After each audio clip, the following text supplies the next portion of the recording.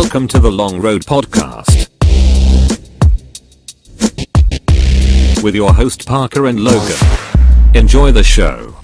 Hey guys, welcome to the first episode of The Long Road, featuring your host, myself, Parker, and my right-hand man and lazy left eye, Logan Rickett. Say hi to the people, Logan. There you go.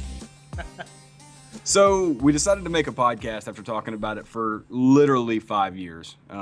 We'd been talking about doing it since it was popular the first time, and now that it's starting to come back, we're like, hey, we should probably catch at this one. I don't think we're going to get a second go at this, or a third go, I should say. So, yeah, the name of our show is The Long Road. We're going to be about, a life well lived, going out, doing things, expanding our horizons, and just trying to be the absolute best versions of ourselves. Yep. So it'll be pretty interesting to see where this goes. Hopefully you guys enjoy it as much as we're going to enjoy making it. And in all honesty, I'm having fun now, and we don't have any listeners yet. So not a one. This is awesome.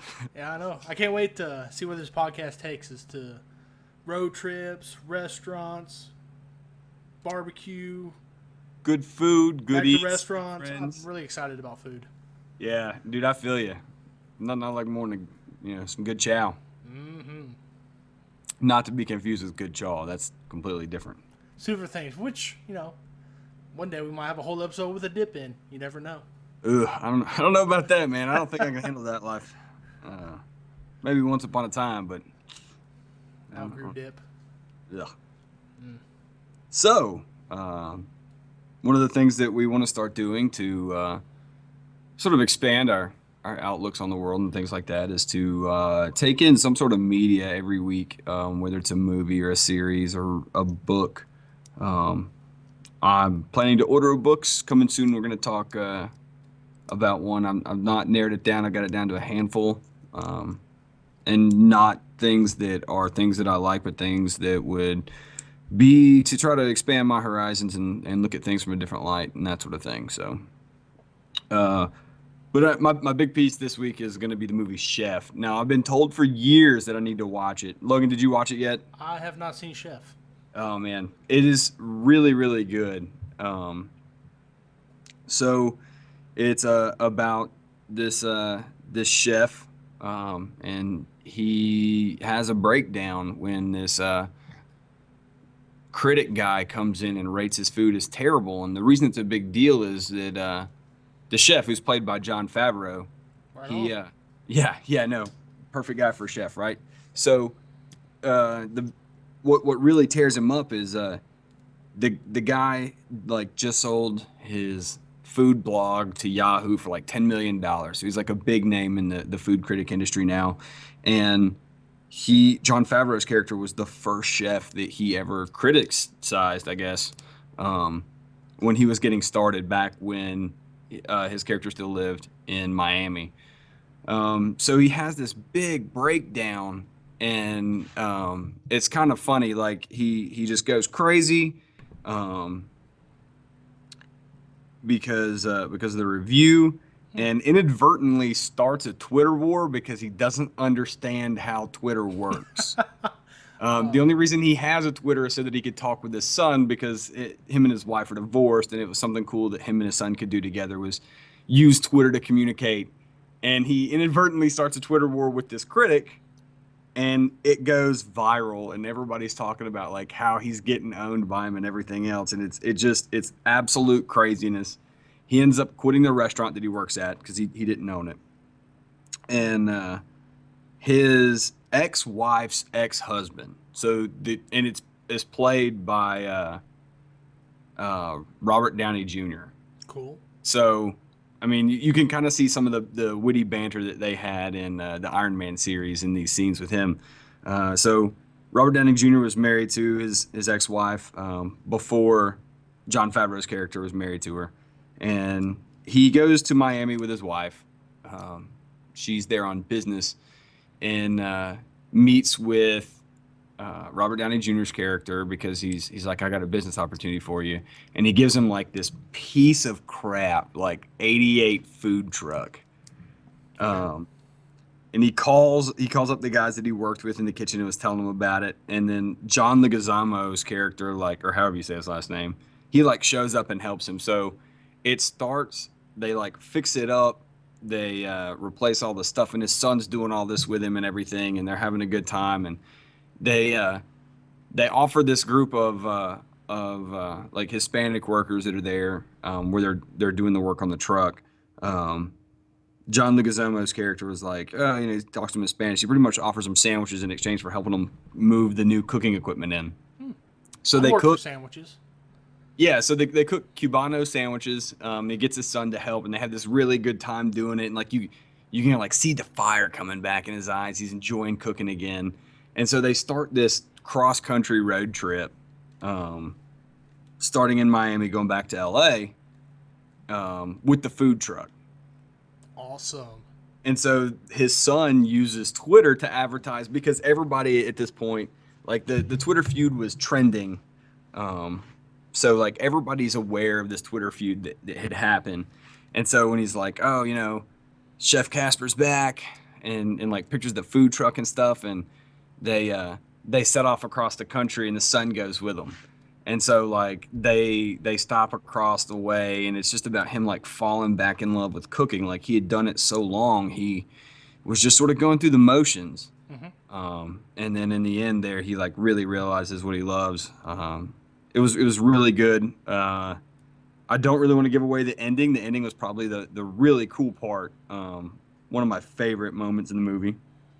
Probably like my second or third favorite. My absolute favorite, though, so there's a scene when they're in Austin, Texas, and they stop by this barbecue place where Jon Favreau's character is friends with these guys that run this, like I said, this barbecue place, and they get some smoked brisket, and they make... Oh, man. Oh, yeah, so they make Cubano sandwiches with the smoked brisket, and they call them, it was like Austin Midnight Sandwiches. And they just go crazy, and they're sitting outside of like, it's like an outdoor eating area. It's like a park or something. And there's like this blues musician playing in the background. I'm listening. I was like, man, this song sounds really familiar. Like there it was, my favorite blues musician, Gary Clark Jr., just wailing on that guitar.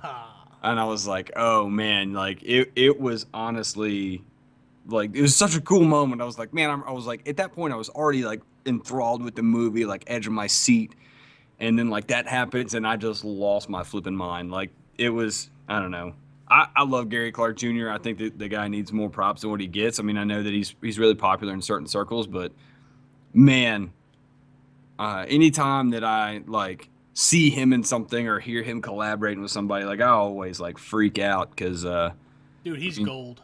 He really is, man. That's like when I saw when the Foo Fighters were coming out with Sonic Highways. Mm-hmm. He did, I forget the name of the track that he did with them on that, but he was like the guest artist on one of those. And I was like, oh man, this is so awesome. And then he opened for him for like the first half of the Sonic Highways tour, which. That's cool. I wish we could have been on that. Yeah, there's man. Yeah, I know, right? And when I say like, it was all in like the Southwest, like out California and like SoCal, NorCal. Well, I guess it was all out west, but yeah. Makes sense. Like by the time they got to our neck of the woods, it was not him. It was, I think they picked up, I couldn't tell you, to be honest. I don't remember who it was. But that yeah. Awesome. Yeah, I know. I would have definitely loved that. So yeah, it was a good movie, and the reason that I ended up watching it, like people have been telling me over and over and over and over and over and over again that I need to watch it, and I had just finished up watching all three Back to the Futures on Netflix. So can't go wrong with that. That's one of my favorite trilogies of all time. Oh, dude, tell me about it. They are so great. I just finished up rewatching that trilogy on Netflix, and I was looking for something else, and like that next day, and it was actually an ex-girlfriend of mine, like sends me a text message. She's like, have you seen this movie? And I was like, no, why? And she's like, it's amazing, it's great, and the whole time I thought how much you would love it. And I was like, all right, well, I guess I'll check it out. Yeah. And I finished it, and I was like, man, that was great timing, because this was, I got the text message early this week. And so it was when we were really starting to ramp up and get ready for the podcast and Right. everything else. So it really helped recharge my batteries, you know. So I was gave me a little bit of excitement, you know, to I've never done this before, but it's something that I've always wanted to do. Yep. Um, something like this anyway. So, you know, just getting to do it was awesome. Um, so Yeah, it's good to yeah. get some motivation from a movie like that. So it's on Netflix, right? Yes, it is on Netflix. I'll have to check that out. I don't know when it's popping off. It might leave tonight. I don't think it's on the list. I Uh, don't remember seeing it. yeah, but it was really good. I saw like stuff for it in theaters, and I was like, oh, it's just about a food truck, and I didn't think it was going to be anything. And then I guess the more of my friends that seen it, the more they're like, man, you need to watch this, Parker. Because those of you who might not know, me and a good buddy of mine, Chris, we almost bought a food truck when we were at Western Carolina. Um, the only problem was we couldn't find a kitchen space because we couldn't do prep work out of either of our apartments. We had to have like a designated prep space to do everything. Um, had the truck lined up, had financing, but like lined up, like it would have been awesome, but we just couldn't. Got most of the pieces together, but not the last couple. So uh, it was I don't know. I hate that we didn't get the opportunity to do it, but at the same time, like Yeah, we got a ton of good food ideas, and we just need somehow to put that food idea and give it oh to the man, people. yeah. And see, I was gonna, you know, I was a public relations major, so I was like, man, we use Twitter. My thinking was we could position we were gonna call it Mo Fackel's gut truck. And so, like, we wanted to make the gut truck like a status symbol in the party scene at Western. So, like, your party wasn't the biggest party unless the gut truck rolled up, and like you could That's a good tweet us idea. where you were at, and we would show up and you know throw some food out and stuff like that. Another idea that we had, it would require you to pre-order the or our service or whatever. We'd have to know ahead of time. Um, that that you were gonna want it, and we had a sandwich that was gonna be called the Booze Mop, and it was gonna be 100 hamburger patties on a 4-foot French baguette with cheese whiz. Jeez. Well, the whole idea was, and this thing was gonna cost. It was gonna cost out the nose, no doubt. Absolutely. 100 hamburger patties? Yeah, yeah. But so like the thinking behind it was this: you buy this thing and it's like $150, but you buy it for the party. Right. You know, like it's just there, you know, like some parties you go to, I went to a couple parties that had, like, you know, cakes and shit like that they'd make for the party. And so like that would be the thing to have at the party was the Booze Mop, this 4-foot hamburger monstrosity. But yeah, it was just going to be Yeah, it would be like chipping in for a cake, but you're chipping in for hangover food.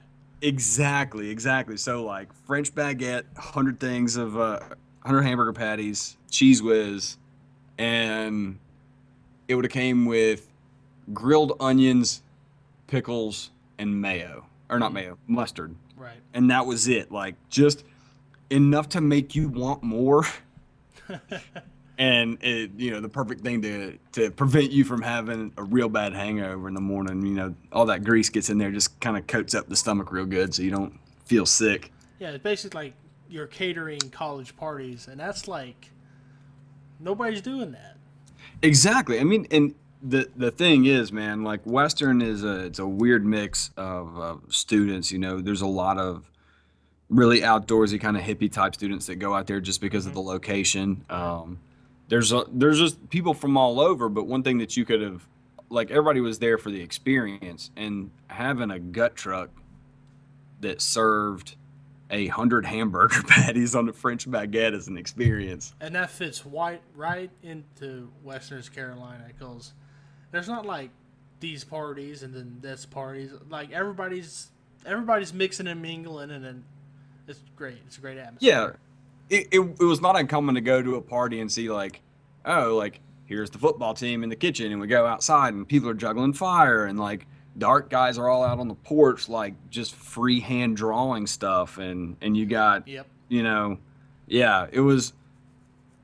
Local band's tearing it up over in the corner. Yeah, no, and that's one of the things I really loved about Western is it didn't really feel cliquish to me. Like, yes, there were cliques at the parties, but all the cliques were there. Right. And like, while they were there, you still would just like float in and out of your group and talk to people and what have you. Yeah, everybody was friends with everybody. Yeah, and that that might have just been the small corner that I shaved out while I was there, but Right. Definitely, man, I loved it. It was great. But yeah, that I still might open a food truck one day. One day. It's the dream. I feel like at this point I can't do it without Chris. I mean, he was my buddy out there that when I say we secured the finance and all that, I should say Chris found everything, got everything lined up, and we just couldn't find the commercial kitchen space. Right. Or just a kitchen space in general. We needed to rent an area that we could do, like I said, all the prep work and stuff in. So, but sometimes that's just the way she goes. That's the way she goes. But yeah, so speaking of Western, I went last weekend down to Atlanta and hung out with some of my friends from Western. That was a pretty cool trip. My buddy Joe invited me down. He's from downtown Atlanta there in Little Five Points. And so Joe's a badass. Huh? Joe's a badass. Yeah, no, I love that guy. He's Okay. awesome. But yeah, so for backstory, Joe is one of my really good friends at Western Carolina, as well as his girlfriend Marissa. I absolutely love those two. Well, Shout out. Yep, shout out to you guys. So she spent the summer in St. Croix doing stuff. She was like a public health major, and she was doing stuff with the Zika virus, and she was coming home Saturday, and they were going to have like a party for her. And Joe calls me up or sends me a text message rather, like Friday night, and is like, "Hey man, we're doing this tomorrow. You should totally come down." I was like, "Well, I ain't got nothing shaking going on." So I loaded up, headed down. I had a really good time. That's good. Yeah. We blended a watermelon. That was pretty cool. I saw that. I saw your snaps. Yeah, it was in the rind. So like what we did is the guy that brought the watermelon over had pre-vodkanated it, if that's a word. Okay, it is now. He had pre-vodkanated it before he brought it over there, and we were like, I wonder if there's a way that we could just like drink this instead of trying to eat it, because it's just gonna drip everywhere. And I was like, Joe pulled out the cake mixer, so we just ran the cake mixer in it. We chopped off the top of the thing, ran it through the cake mixer, and then strained it through a strainer, or like a Yeah. what's it? A colander. Oh, That was the word I was looking for. A pasta colander. got it. And we didn't strain it at first, and it was a little thick. And then finally, like I was like, why don't we, man, you got like a pasta thing or something we can kind of get this at? And yeah, then it went, and it's crazy how the flavor just changed over. What, to go from like smoothie to like drink? Yeah, and the flavor was a lot better. Like, it was more concentrated watermelon flavor. Like, you could taste a little bit of the alcohol before, but after we blended and strained it again, you couldn't taste the alcohol at all, which is pretty neat, I guess. So that was my contribution. But then again, you give me power tools for the kitchen and say, hey man, go nuts. I'm Okay. gonna go nuts. Right. But yeah, like I said, it was a cool little trip.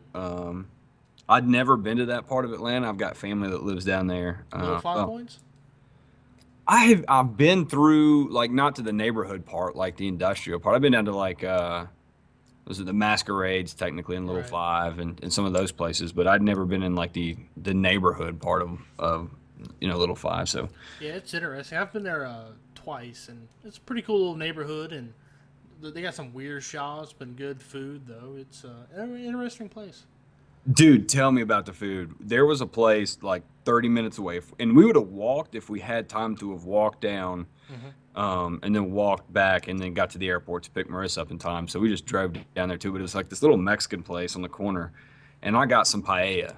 Yes. Oh man, came out in a cast iron skillet, Ooh. not like those hot plates that you see at most Mexican restaurants, but like what you would cook a cake of cornbread in.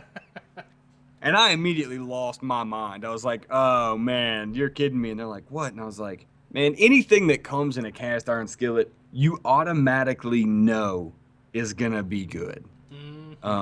So yeah, it was absolutely the best paella I've ever had, hands down. So that was pretty cool. That's cool. Yeah, and I too, I'm one that likes to do a lot of people watching, and there were definitely some interesting cats, down there in that area. Not to say it's a bad thing. It's definitely a good thing. I think that, man, if you're in an echo chamber with people just like you, things get boring real quick. But it was just cool. I mean, like I said, just all kinds of interesting people you see like walking down the street and stuff like that. I was like, oh yeah, cool. So cool. Yeah. But I think the coolest part, I took a way down there that I've never gone before. To Atlanta? Yeah. So normally when I head down, I grab 515 to 575 to 75. Right. Straight shot, easy going, no big deal. I pull it up on Google Maps, and it tells me to go, like I'm going to go to Helen. So I go over Unicoi, but then to turn right there to the bypass that bypasses Helen and goes to Cleveland. But then I go down there a little ways, and it's like, turn left on this road, and then turn right on this road, and then turn left here, and turn left here, and turn right here. The first hour and a half I spent on back roads, and it was amazing. Oh, really? Yeah. Because they while they were back roads, they were, well-maintained 2-lane roads with a speed limit of 55. Oh. They weren't like dirt roads. They were just back roads. So, I hate driving long distances. It makes me tired, and I don't want to. Yeah, especially if I do a lot of traveling for work, so doing the same route once a week gets so old. So change it up, trips instantly better. Yeah, and that was my thinking was like, I've started this new thing since I started working for my old man at his shop. I try to not come and go the same way. Right. Yep. Because there's 2 different ways I can get into a shop. So like if I got to make a run somewhere, I'll leave one way and then come back in the other. So to me, that was the reason I decided to do it. I was like, you know what, I'm going to go take the different route out down to Atlanta. And then when I came back, I came up my normal way that I go down, mostly because it was dark and I didn't want to be on back roads in Georgia at 2 o'clock in the morning. Right. And then too, so I could see the monstrosity is the new exit for the new Brave Stadium that's going down. Joe told me it was a real monstrosity. It's like a really high exit ramp that goes for like miles. Really? Yeah, it's a little ridiculous. I haven't seen it. Yeah, and that's the only reason that I went back that way. I wanted to catch a gander at that on my way up. Look, man, I've been a Braves fan for as long as I can remember. The quickest way to not get anything for your birthday or for Christmas was to turn off the Braves game when you're at my grandma's house. So that's a sin. That's a sin. She would get more mad at that than really anything. Like, I'm pretty sure you could have like peed in the corner and she wouldn't have been as mad as if you turned off her Braves game. So I guess I was indoctrinated to being a Braves fan since I was little, but I've always enjoyed listening to the Braves and listening to them play and stuff like that. But I got to say, man, if they don't play better this year or next year than they've done this year, then I don't know what that new stadium's been for. And they have not had a good couple of years. No, and it's a lot of it's the front office, and that's it's a very bad situation because this is what ends up happening. So front office makes some decision, gets rid of some good players, and people are mad, so they don't go to the games. Right. People don't go to the games, and the club doesn't make money. Right. The club doesn't make money, they can't get good players back in there. Right. And we're starting to see that downward spiral really take off now. They're they've made some bad decisions. They got rid of some really, players' favorite, or not players' favorite, the fans' favorite players. Mm-hmm. People in response were like, I'm just not going to go to the game. Well, now, like, we're losing any bit of talent that we had. Yeah. Because they can't afford to keep them around because nobody's coming to the games. And we could do that a couple years ago. At one point in time, the Braves had the most developed farm league. I mean, they were really good at taking young athletes and developing them into amazing major league players. Right. And nowadays, it's like everybody's doing that. Like, everybody saw, man, yeah, it's good to get good people with trades, but at the same time, it's also like we can develop this talent ourselves. So it's not playing out for us as well as it once did. No, which is sad. So what do you got to bring to the table? Well, I'll tell you what. Have you heard of Google City yet?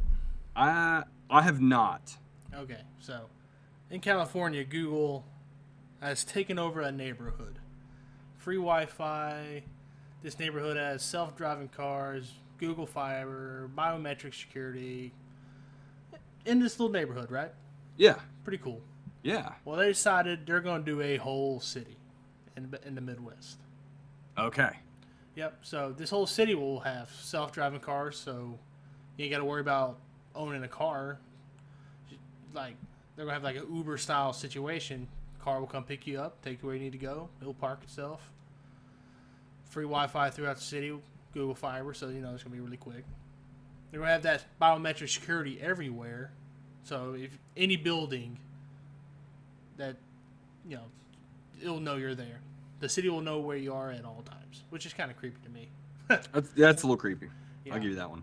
All the billboards, the posters are going to be all digital, so you don't have to worry about, wasting paper and ink and all that kind of stuff.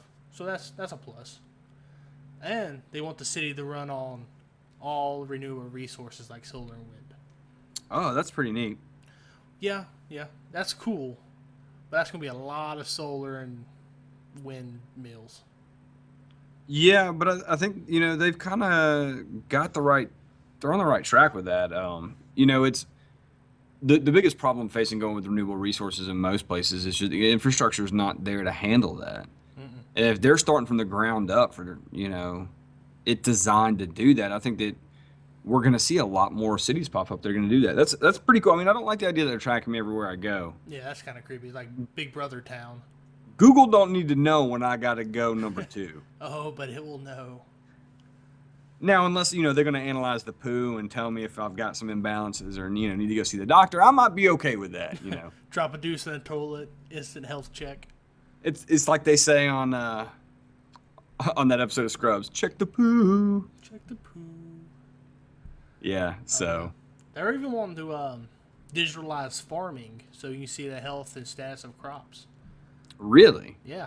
They didn't explain much about it, but I was like, no, that would be interesting. Modern day farmer.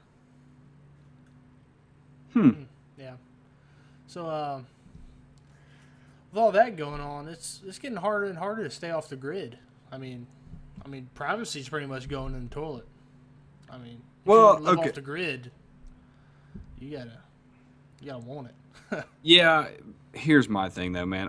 To be honest with you, I really don't care. I don't care either. Like, I've learned to accept the grid. I'm in the IT career field, so I'm all about the grid. Yeah, and it's people like I had a friend telling me like that man, you don't need to use this app because it gets all this information on you, dude. I really don't care. Well, yeah, exactly. Like, I signed up for that. When I clicked agree, I let I got an Android phone, so like they know, like I can see what they get to take information from. Yeah, they know where I am. GPS tracking. Yeah, I don't.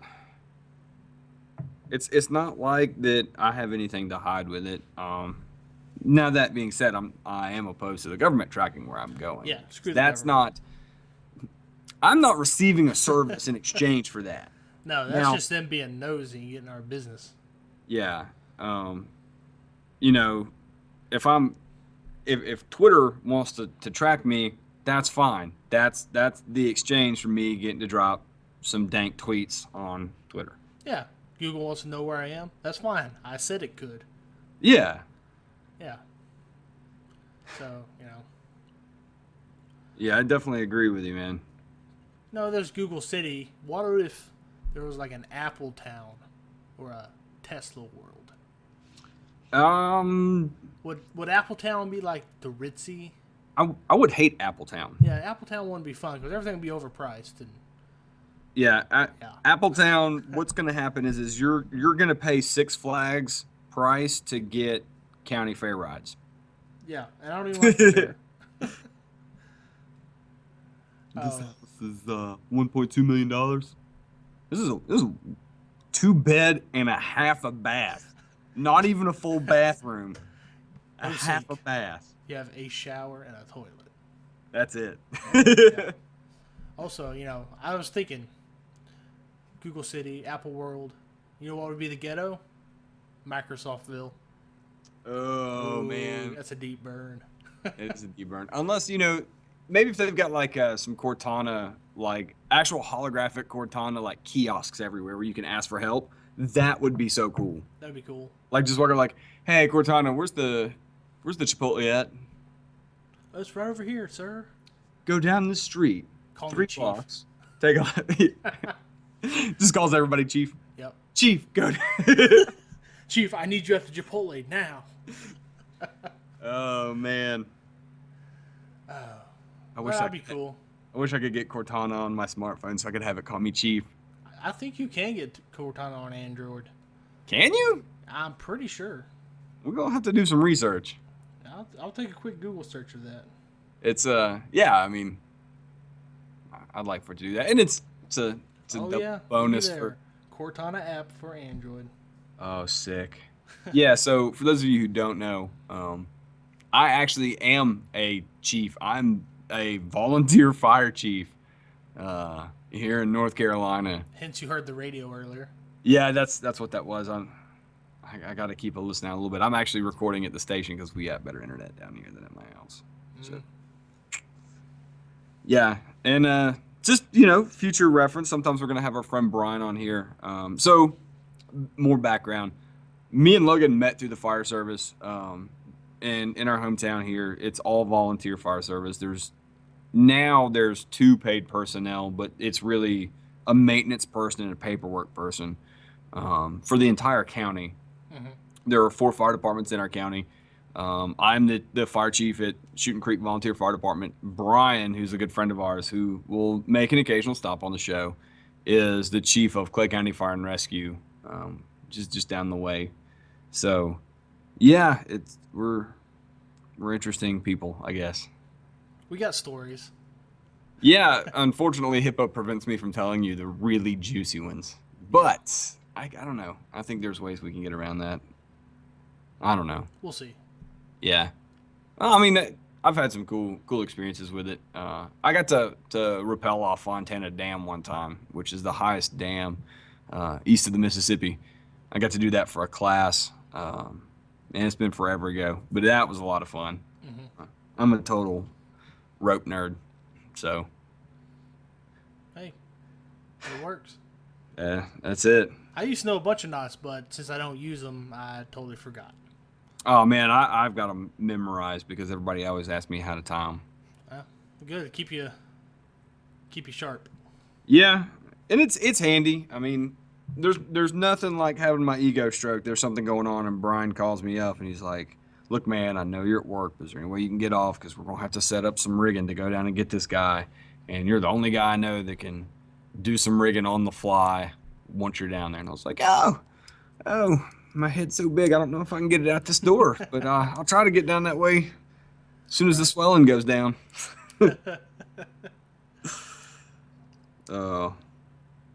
So I guess that's it for this week. You got anything else, Logan? No, that's it for today. Awesome. Well, thank you all for listening. We plan to have these guys posted every Monday. Check us out on SoundCloud. We're on Twitter. The show's Twitter is at TLR Podcast. You can also hit up Logan at the Logan Rickett and myself that Tyler Parker. Yep. Or at that Tyler Parker. You can also check out, we will have these posted online on my personal website, parkerblog.com, be under the media tab. So you can check those out when they go live. We'll have them updated on the website just as soon as possible. So stay tuned. Stay tuned. Since it is our inaugural episode, just a couple of thank yous. Thank you, Mom and Dad, for telling me that I could be anything, because thanks to you, I chose to be nothing. And also thank you, Shia LaBeouf, for being here with us in spirit. I know that he couldn't make it, but we definitely felt his presence here while we were making this podcast. Yep, absolutely. So I guess we'll catch you next week, and always remember, man, there's nothing between you but air and opportunity.